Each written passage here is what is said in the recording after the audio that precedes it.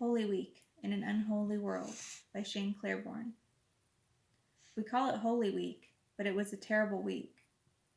His trial reeked of injustice.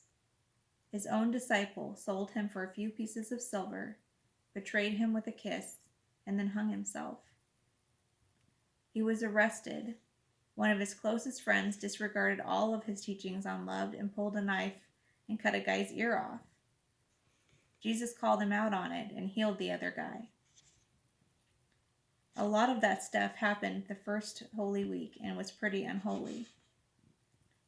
Once arrested, he was packed back and forth between politicians and bureaucrats.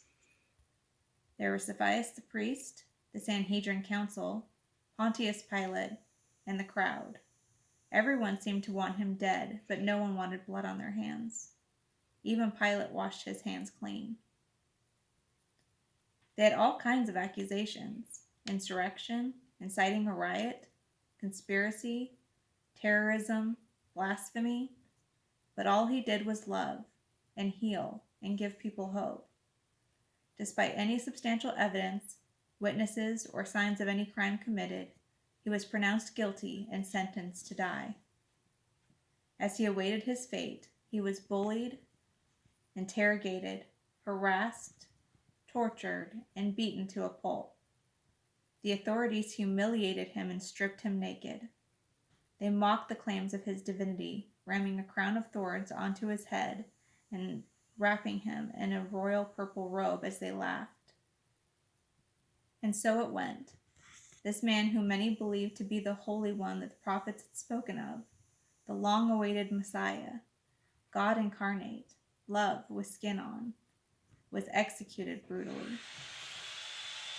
He died with his body convulsing and his lungs collapsed, with vultures swarming overhead, hoping to clean up after the execution. There is nothing more evil than what happened that Good Friday. Most of his friends deserted him and left him to fend for himself. Some of them were so scared they denied to even know him. Only the women stayed. The long loneliness was so agonizing, so gut-wrenching. He felt like God had bailed on him. Among his last words were these: my God, why have you forsaken me?" But even though it was a gruesome week, love gets the last word. We call it Good Friday. We call it Good Friday because it wasn't just death that made the news, but resurrection. The empire, the cross, and the bloodshed was not the end of the story. On the cross, Jesus made a spectacle of evil. He exposed the hatred we are capable of, and he triumphed over that hatred with love. He died with forgiveness on his lips. Just as he came to set the oppressed free, he also came to set the oppressors free. Holy Week is not just about the resurrection, it's also about the cross. Without Good Friday, there is no Easter. But we can't leave Jesus on the cross. In the end of this resurrection story, Holy Week is about a God who suffers with us, bleeds with us, cries with us, and hopes with us. As we celebrate Holy Week, let's connect the passion of Christ with the passion of the streets. God understands our pain.